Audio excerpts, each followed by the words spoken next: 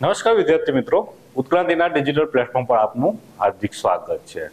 વિદ્યાર્થી મિત્રો, તાજેતરમાં જીપીએસસી દ્વારા એટલે કે ગઈ 20 તારીખે ક્લાસ 1-2 ની એક્ઝામ કન્ડક્ટ કરવામાં આવેલી છે અને ગઈકાલે જીપીએસસીએ પ્રોવિઝનલ આન્સર કી પણ પબ્લિશ કરી દીધી છે.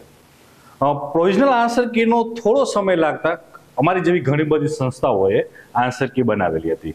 ઓલમોસ્ટ સંસ્થાઓની આન્સર કીમાં 7-8 માર્કનું અથવા 7-8 ક્વેશ્ચનનું વેરિએશન છે. એટલે કટ ઓફ પ્રેડિક્શન જે થયા હતા એમાં થોડો બદલાવ આવી શકે છે, કારણ કે જીપીએસસીએ 10 કે 11 ક્વેશ્ચન અત્યારે જે લગભગની આન્સર કીમાં ચેન્જીસ થઈ રહ્યા છે, વેરિએશન આવી રહ્યું છે. જીપીએસસી બધા ક્વેશ્ચન છોકરાઓ મોકલશે, અમારી ટીમ પણ ઘણા બધા સુધારાઓ મોકલશે, પરંતુ હું અંગતપણે માનું છું કે જીપીએસસી બધા જ ક્વેશ્ચનને માન્ય નહીં રાખે કે બધા સુધારાને માન્ય નહીં રાખે. એટલે કે કદાચ 10 કે 11 પ્રશ્નોની અંદર સુધારા મોકલવામાં આવે છે તો 4 થી 5 ક્વેશ્ચન એવા હશે કે જેને કદાચ જીપીએસસી એક્સેપ્ટ કરી લેશે સુધારામાં. એટલે કે જે કટ ઓફ પ્રેડિક્શન છે એમાં થોડું બદલાવ લાવી શકાય છે. જૂની જે અમારી આન્સર કી હતી એ પ્રમાણે મેં છોકરાઓના માર્ક જાણીને 91-92 છોકરાઓનું કટ ઓફ અને 81-82 છોકરીઓનું કટ ઓફ પ્રેડિક્ટ કરેલું હતું. પરંતુ જીપીએસસી દ્વારા જે બદલાવ અથવા વેરિએશન આપવામાં આવેલું છે એની પીએકેમાં, એટલે ઘણા ક્વેશ્ચન જે છે એ અમાન્ય રાખશે. એટલે કટ ઓફ થોડું નીચું, જે વિદ્યાર્થીઓના માર્ક થઈ રહ્યા છે એ પ્રમાણે કટ ઓફ થોડું નીચું આવી શકે છે. લાઈક કે પુરુષ માટેનું જે કટ ઓફ છે એ 85 થી 88 ની રેન્જમાં રહે એવું મને લાગી રહ્યું છે, અને છોકરીઓ માટેનું જે કટ ઓફ છે એ 75 થી 78 નું રહે એવું મને લાગી રહ્યું છે. આ કટ ઓફ પ્રેડિક્શન કરવા પાછળના ઘણા બધા ફેક્ટરો મેં જે જોયેલા છે એ કદાચ આવા કંઈક રહી શકે છે. લાઈક પેપરનું સ્તર ઉપર ચર્ચા કરીએ, બીજું કે વિદ્યાર્થીઓનું તૈયારીનું સ્તર, ત્રીજું દિનેશ દાસા અને હસમુખ પટેલ સાહેબ વચ્ચે જે પેપરનું અંતર છે એ પણ જોશું, અને પીએસઆઈ વાળા છોકરાઓ અને છેલ્લા 15 ગણા કઈ રીતે કેલ્ક્યુલેટ કરશે એમની પણ ચર્ચા કરીએ. પહેલા વાત કરીએ પેપરનું સ્તર. હવે ઘણા બધા એવું કહેતા હતા કે પેપરનું સ્તર એકદમ સહેલું હતું. મને ક્યાંય સહેલું પેપર નહોતું લાગી રહ્યું, કારણ કે જ્યારે અમે આન્સર કી બનાવવા બેસી રહ્યા હતા, આન્સર કી બનાવેલી હતી, ત્યારે આખી ટીમ હતી, 4-5 જણાની અમે ટીમ થકી આન્સર કી બનાવેલી છે. ત્યારે પણ ઘણા ક્વેશ્ચનો અમારી પાસે મટીરિયલ ઉપરાંત ચેટ જીપીટી ઉપરાંત ગૂગલ ઘણી બધી વસ્તુઓ અવેલેબલ હોવા છતાં પણ લગભગ 10 થી 12 પ્રશ્નોના તો જવાબ પણ નહોતા મળી રહ્યા. અને સબ્જેક્ટ વાત જઈએ તો કયા સબ્જેક્ટ સહેલા કયા સબ્જેક્ટ અઘરા એ પ્રમાણે ચર્ચા કરીએ તો હિસ્ટ્રી કલ્ચરને સહેલાની કેટેગરીમાં મૂકી શકાય છે.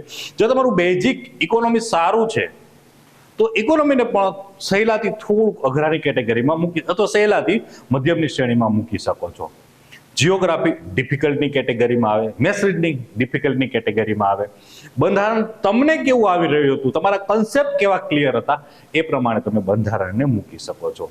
અને કરંટ અફેર્સ જીપીએસસીના છોકરાઓ જે તૈયારી કરે, લાઈક કે જીપીએસસીના છોકરાઓ એનાલિટિકલ કરંટ અફેર્સની તૈયારી કરે, તો આ કરંટ અફેર્સ એનાથી તદ્દન વિપરીત જઈ રહ્યું હતું.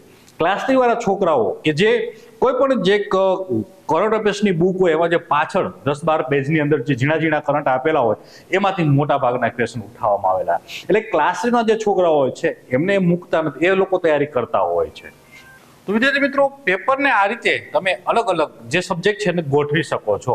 એટલે ઘણા જે સબ્જેક્ટો હતા, તો વિદ્યાર્થી મિત્રો આ રીતે તમે અલગ અલગ સબ્જેક્ટને સહેલું, મધ્યમ અને અઘરી એ શ્રેણીઓમાં ગોઠવી શકો છો. મિત્રો, બધા સબ્જેક્ટ સહેલા પણ નહોતા, બધા બહુ અઘરા પણ નહોતા. હા, સૌથી અઘરા કદાચ તમે કોઈ ઓબ્ઝર્વ કરેલું હોય કે ના હોય, વિજ્ઞાન અને ટેકનોલોજી, સાયન્સનો જે પોર્શન હતો એ સૌથી અઘરો પોર્શન હતો. ઇકોનોમી કન્સેપ્ચ્યુઅલ હતું, જો કન્સેપ્ટ આવડે છે તો ઇકોનોમી આવડી જાય હતું. સેમ જ બંધારણ પણ એવું જ હતું. કરંટ અફેર્સ ક્લાસ 3 વાળો જે માસ હતો એમના માટે એકદમ સરળ બની શકે એમ હતું, કારણ કે એ એના તરફનું હતું, એકદમ ફેક્ચ્યુઅલ કરંટ અફેર્સ.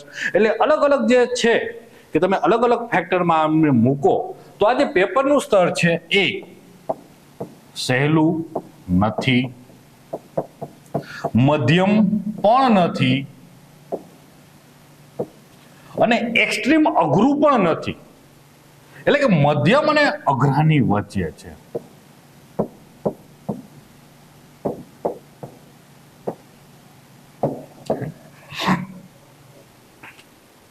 હવે વાત કરીએ કે આવું પેપર આની પહેલા ઘણી વખત નીકળેલું પણ છે, આ વખતે નીકળ્યું છે.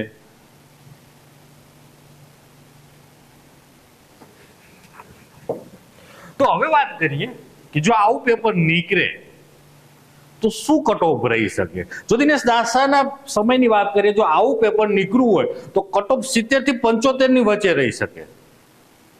પણ આ વખતે કેમ કટ ઓફ હું 85 થી 88 કહી રહ્યો છું? કારણ કે વિદ્યાર્થીઓની તૈયારીનું સ્તર સુધર્યું છે. પેલા 5-7 મહિનાની તૈયારીમાં પ્રિલિમ્સ નીકળી શકતી હતી, 2 કે 3 સબ્જેક્ટના સહારે પણ પ્રિલિમ્સ નીકળી શકતી હતી, પણ આ વખતે નથી નીકળી શકે એવું. કારણ કે બધા સબ્જેક્ટ તમને આવડવા જોઈતા હતા, બધા સબ્જેક્ટ અટેમ્પ્ટ કરવા પણ જરૂરી હતા, અને વિદ્યાર્થીના પરીક્ષાનું સ્તર અને કોમ્પિટિશન બંને વધી ગઈ છે. એટલે કટ ઓફ 70 થી 75 ની વચ્ચે પુરુષનું ક્યારેય ના રહી શકે, અને સ્ત્રીઓનું જે આગળ 60-62 નું કટ ઓફ રહેતું આવું પેપર નીકળે એ પણ ના રહી શકે. કારણ કે સમય 4 કે 5 વર્ષ આગળ ચાલ્યો ગયો છે અને વિદ્યાર્થીઓની કોમ્પિટિશન અને તૈયારી બંને વધી છે. ક્લાસ 3 નો માર્ક્સ પણ હવે ક્લાસ 1-2 માં કોમ્પીટ કરી રહ્યો છે અને સારો સ્કોર કરી રહ્યો છે. એનું તાજેતરનું ઉદાહરણ છે પીએસઆઈ ની એક્ઝામ. પીએસઆઈમાં મેં લગભગ મારા વિદ્યાર્થીઓને 10 કે 12 છોકરાઓના માર્ક પૂછ્યા છે, 90+ છે. કારણ આની પહેલા એ છોકરાઓ ક્યારે પણ જીપીએસસી 1-2 માં રિસ્પેક્ટેડ સ્કોર નહોતા કરી શક્યા, આ વખતે કરી શક્યા છે. તો એનું એક સૌથી મહત્વનું કારણ એ હતું કે પીએસઆઈ નો જે સિલેબસ હતો એ સિલેબસ લગભગ જીપીએસસી ને સમાન હતો.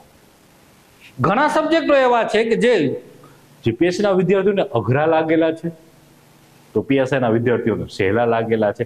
બંધારણ પીએસઆઈ ના વિદ્યાર્થીઓ બહુ આરામથી ટેકલ કરી ચૂક્યા છે. મેથ્સ રીઝનિંગ પીએસઆઈ ના વિદ્યાર્થીઓ બહુ સારી રીતે ટેકલ કરી ચૂક્યા છે. બીજું હિસ્ટ્રી અને કલ્ચર એ પણ પીએસઆઈ ના વિદ્યાર્થીઓના તરફેણમાં હતું. અને કરંટ અફેર્સ જે કીધું કે ભાઈ ક્લાસ 1-2 ના છોકરાઓ જે એનાલિટિકલ કરંટ અફેર્સ તૈયાર કરતા હોય છે, પણ અહીં ફેક્ચ્યુઅલ પૂછાણું તો એમને આ વખતે ફાયદાકારક નીવડી શકે છે. તો સામે પક્ષે એવા પણ સબ્જેક્ટો છે, science and tech, economy, geography. આ સબ્જેક્ટ પીએસઆઈ દ્વારા વિદ્યાર્થીઓ કે ક્લાસ 3 ના વિદ્યાર્થીઓ માટે થોડા ટફ બની રહ્યા હતા. એટલે લમસમ ગણીએ કે આ બધી જ ફેક્ટરોને જ્યારે આપણે કાઉન્ટ કરીએ છીએ અને એ ફેક્ટરોને જ્યારે આપણે આ 15 ગણા સાથે જોડીએ છીએ, આ પણ એક ચર્ચાનો વિષય છે કે 15 ગણા એટલે કઈ રીતે. છોકરાઓ ચિંતિત એ છે કે 15 ગણા એટલે કે જીપીએસસી જો 230 કે 40 ની વેકેન્સી છે તો એના 15 ગણા બોલાવે તો 3-3,500 છોકરાઓ કે 4,000 છોકરાઓ બોલાવે, તો એમનું નામ આવે લિસ્ટમાં, ના આવે તો કટ ઓફ ઊંચું વહી જાય. હવે ચર્ચા તમારે કરવી હોય તો એ જૂના આરઆર અને નવા આરઆર બંનેમાં જે લખેલું છે એ સેમ જ છે 15 ગણા બાબતે. એટલે કે જીપીએસસી આગળ જે 35-36 ગણા એક કટ ઓફ સેટ કરવા માટે જે બોલાવતી હતી એ જ રીતે કદાચ આ વખતે પણ બોલાવશે. એટલે એ બાબતે એકદમ તમે શ્યોર રહ્યો કે એ ચિંતાનો વિષય તમારા માટે નથી. એટલે મેં કીધું એમ કે કટ ઓફ જો છોકરાઓને 85 થી 88 અને છોકરીઓને 75 થી 78 નો જો સ્કોર તમારે થાય છે તો કોઈ ચિંતા કરવાની વિષય નથી. લગભગ તમારું પ્રિલિમ્સ થઈ જાય છે. હવે પ્રિલિમ્સ થઈ જાય છે તો આગળ શું કરવું જોઈએ? બટ ઓબ્વિયસ છે મુખ્ય પરીક્ષાની તૈયારી. હા, તો મુખ્ય પરીક્ષાની તૈયારી કરવાની અને કોણ કરી શકે મુખ્ય પરીક્ષાની તૈયારી, તો કેને કરવી જોઈએ? તો મેં વાત કરી કે પુરુષમાં જેને 85+ થાય છે અને સ્ત્રીઓમાં જેને એટલે કે મહિલાઓમાં 75+ થાય છે, લોકોએ તૈયારી ચાલુ કરી દેવી જોઈએ. ઉપરાંત માની લો કે આ સ્કોર જેમને નથી થતો એવા કોણ વિદ્યાર્થીઓને તૈયારી મુખ્ય પરીક્ષાની ચાલુ કરી દેવી જોઈએ? તો એમાં નવા વિદ્યાર્થીઓ કે જે છેલ્લી 6, 8 કે 10 મહિનાથી તૈયારી કરે છે અને એ લોકો એવા એજમ્પશનમાં હતા કે એસટીઆઈ જેવું કે આગળની જે નલિન ઉપાધ્યાય સાહેબ વખતે જે પેટર્ન હતી એવું પેપર નીકળશે અને એ પેટર્નથી તૈયારી કરતા હોય અને એમનો સ્કોર બહુ ઓછો થયો એટલે કે 60-70 ની આજુબાજુ થયો હોય તો એમને પણ મુખ્ય પરીક્ષાની તૈયારી ચાલુ કરી દેવી જોઈએ. કેમ, હમણાં હું આગળ ચર્ચા કરું છું. અને બીજા વિદ્યાર્થીઓ કે જેમને જીપીએસસી નો જ લક્ષ્યાંક છે, ભલે તૈયારીમાં 2 વર્ષ થઈ ગયા અને 70 માર્ક થાય છે, એવા વિદ્યાર્થીઓએ પણ મુખ્ય પરીક્ષાની તૈયારી કરવી જોઈએ. આ બંને વિદ્યાર્થીઓ માટે હું કહીશ કે આવનારા સમયમાં જીપીએસસીની હવે સીધી મોટી ભરતી એસટીઆઈ ની વાત કરીએ અને હમણાં આરએફઓ ની વાત કરીએ તો 15-20 દિવસમાં એ પણ કન્ડક્ટ થઈ જશે. વચનો જે સમયગાળો છે, ફ્રૂટફુલ સમયગાળો છે કોન્સેપ્ટને મજબૂત કરવાનો, 6 થી 7 મહિનાનો. તો એ સમયગાળા દરમિયાન મુખ્ય પરીક્ષાની તમે સારી રીતે તૈયારી કરી શકો છો. બાકી કેવું છે, 2 મહિના તમને સમયગાળો મળશે તો જે ફાઉન્ડેશન મુખ્ય પરીક્ષાનું બનાવવું જોઈએ એ નહીં બની શકે. અને સૌથી મહત્વની વસ્તુ છે કે હવે તમને ખ્યાલ આવી ગયો છે કે હસમુખ પટેલ સાહેબ ના સમયગાળા દરમિયાન ફેક્ચ્યુઅલ કરતા વધારે તમારે કોન્સેપ્ચ્યુઅલ તૈયારી કરવી જોશે. તો એ તમારા કોન્સેપ્ટ મુખ્ય પરીક્ષાની તૈયારી દરમિયાન સોલિડ રીતે તૈયાર થશે. તો તમારે એક આ રીતે જવું જોઈએ. તો આ એક ઓપોર્ચ્યુનિટી માનીને તમારે આ તૈયારી આગળ ધપાવવી જોઈએ. હવે તૈયારીની ચર્ચા કરીએ કે મુખ્ય પરીક્ષાની તૈયારીમાં વિદ્યાર્થીઓએ કઈ કઈ બાબતોને ધ્યાનમાં રાખી શકાય, કઈ કઈ બાબતોની કાળજી રાખવી જોઈએ. પહેલું, મુખ્ય પરીક્ષાનો તૈયારીનો જે એપ્રોચ છે એ ખોટો ના હોવો જોઈએ. તમને એમ થશે કઈ રીતે? સૌથી મહત્વની વસ્તુ છે કે મોટા ભાગના જે છોકરાઓ છે, એટલે કે 80% છોકરાઓ, ઓછા નથી કહેતો, 80% છોકરાઓનો એપ્રોચ ખોટો છે અને 20% છોકરાઓ આ એપ્રોચની નજીક છે. એ શું ભૂલ કરે છે? 80% છોકરાઓ પ્રાથમિક કસોટી પૂર્ણ થાય પછી આ પીએ કે માર્ક ગણે, રિઝલ્ટની રાહ જોવે, સમય વેડફી નાખે. બીજું, તૈયારીમાં જે તમે પ્રિલિમ્સની અંદર સ્ટેટિક સબ્જેક્ટો વાંચ્યા છે, history, culture, geography, polity, economy, science and tech, environment, આ બધા સબ્જેક્ટો પાછા મુખ્ય પરીક્ષામાં પણ છે. તો હવે શું કરશે કે હવે મુખ્ય પરીક્ષામાં તમારે સબ્જેક્ટો ભણવાના ના હોય વિદ્યાર્થી મિત્રો. ખાલી તમારો તૈયારીનો અભિગમ ચેન્જ કરીને એને સીધું આન્સર રાઇટિંગ ચાલુ કરવું જોઈએ, લખવા જોઈએ. આજે તમે ચેટ જીપીટીના જમાનામાં જીવી રહ્યા છો. ક્વેશ્ચન આપો ચેટ જીપીટીને કે સિંધુકીની સભ્યતા ટોપિક તૈયાર કરો છો કે મુખ્ય પરીક્ષામાં જીપીએસસી અને યુપીએસસીમાં પૂછાયેલા પ્રશ્નો, તમને 5 કે 7 પ્રશ્ન આપશે. ખ્યાલ આવશે કે આવા પ્રશ્ન પૂછાય છે. હવે ટોપિકને એ ડાયમેન્શનથી, એ અભિગમથી વાંચો. તમારું આ રીતે તૈયારી હોવી જોઈએ. અને આવું 20% છોકરાઓ જે અભિગમથી તૈયારી કરતા હોય છે, 80% છોકરાઓનો અભિગમ ખોટો હોય છે. થશે શું? છોકરાઓ પહેલા એવું વિચારશે કે વાંચી લઈએ, છેલ્લે લખી લેશું. છેલ્લે સમય હોતો નથી લખવા માટે, અથવા તમારી ઉર્જા પણ હોતી નથી. એટલે જો પહેલો અટેમ્પ્ટ છે એ ખૂબ જ મહત્વનો હોય છે. પ્રથમ અટેમ્પ્ટમાં જો તમે યોગ્ય અભિગમથી તૈયારી કરશો તો સફળતા સુધી પહોંચવા તમારો રસ્તો ખુલ્લો થઈ જશે. તો આ ભૂલથી ખાસ બચજો કે હવે સબ્જેક્ટોને ભણવા, હવે સબ્જેક્ટોને ફરી વાંચવા, એના કરતા તમે સીધા જ લખી નાખો. સીધા જ લખવાની શરૂઆત કરો, આન્સર રાઇટિંગ કરો. આન્સર રાઇટિંગ ક્યાંથી કરી શકાય છે? ઘણી બધી ટેલિગ્રામ ચેનલો છે. ઉપરાંત ટોપરોના પેપર જો કઈ રીતે લખે છે, શું લખે છે, ત્યાંથી તમને આન્સર રાઇટિંગનો એપ્રોચ મળશે. હવે વાત રહી ડર. સૌથી મહત્વની વસ્તુ છે અહીં મુખ્ય પરીક્ષાની અંદર છોકરાઓ ડર, લખવાનો ડર. કેમ નથી લખતા 80% છોકરાઓ? તમને લખવાનો ડર છે. ભાઈ ક્યાંકથી શરૂઆત કરવી જ જોશે. તમને એમ થશે કાલ લખશું, પછી અઠવાડિયા પછી એમ થશે કાલથી લખશું.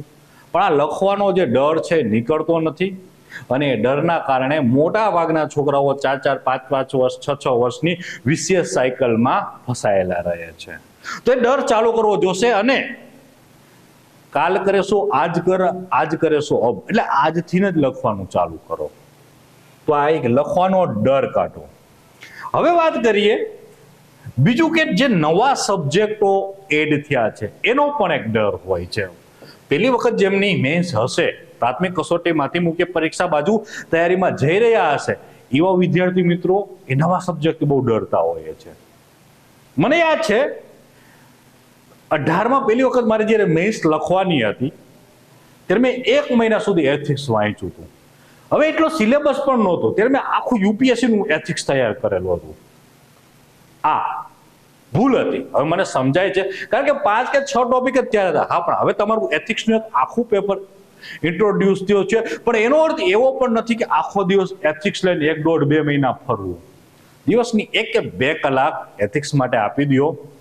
એકાદી રોજ કેસ સ્ટડી જોવો, લખો, બ્રેનસ્ટોર્મિંગ કરો. જેના બેઝિક કન્સેપ્ટ છે કે સિલેબસમાં આખું એથિક્સ તમને આવ્યું નથી, થોડું થોડું વાત કર્યો. સેમ જ નવો સિલેબસની અંદર એક ટોપિક એડ થયો છે સોસાયટી. સોસાયટી તમે વાંચો તો સોસાયટીની અંદર તમને કંઈ એવું નહીં લાગે, અથવા સોસાયટી તમે વાંચતા હશો ત્યારે તમે કંઈ સાંભળવું નહીં હોય. ખાલી એને કન્સેપ્ચ્યુઅલ અન્ડરસ્ટેન્ડિંગમાં કઈ રીતે કયા શબ્દમાં ડિફાઇન કરાય છે એ તમારે શીખવાનું છે.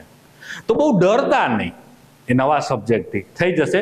રોજ 1-2 કલાક 1-2 કલાક આપો, બધું જ જોડે લઈને ચાલવાનું છે. અને મુખ્ય પરીક્ષાની અંદર જેમનું ઇક્વિલિબ્રિયમ સારું બેસે છે એ પાસ થાય છે. એટલે તમને બધું આવડવું જોઈએ, થોડું થોડું. એવું નથી કે એથિક્સમાં માસ્ટર કરી લેવાનું છે, એવું નથી કે સોસાયટીમાં માસ્ટર કરી લેવાનું છે.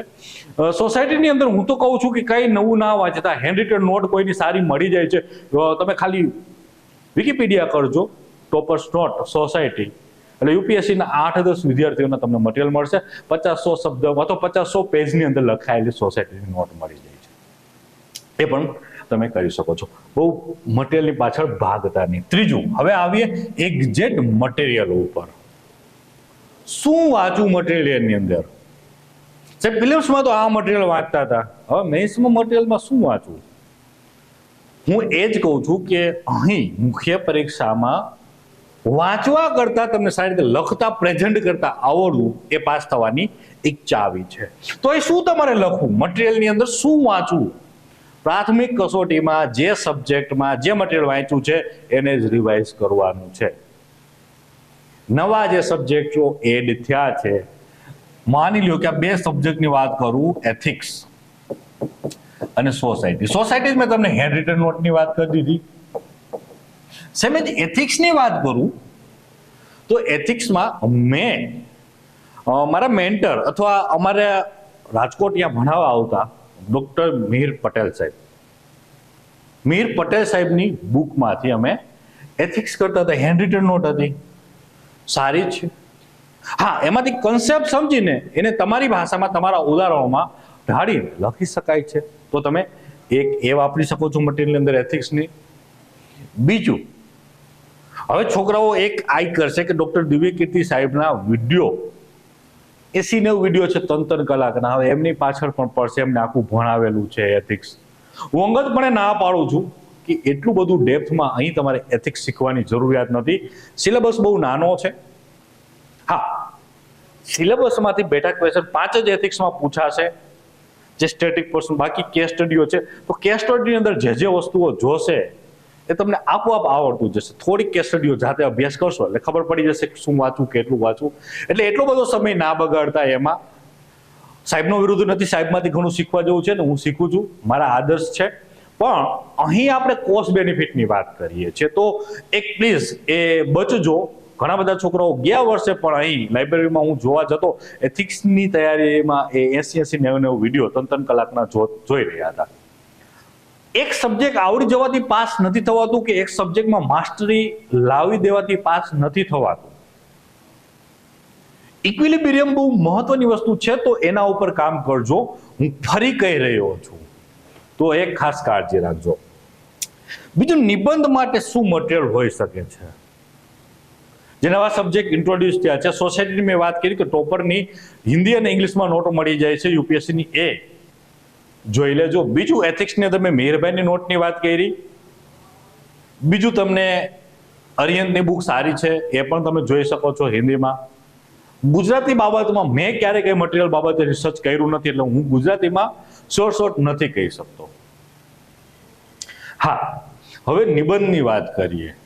નિબંધ, જેને કોઈ બંધ નથી તેવું. તો નિબંધની અંદર વધુ બેન્ચસ્ટોર્મિંગ કરજો મટીરિયલ વાંચવા કરતા.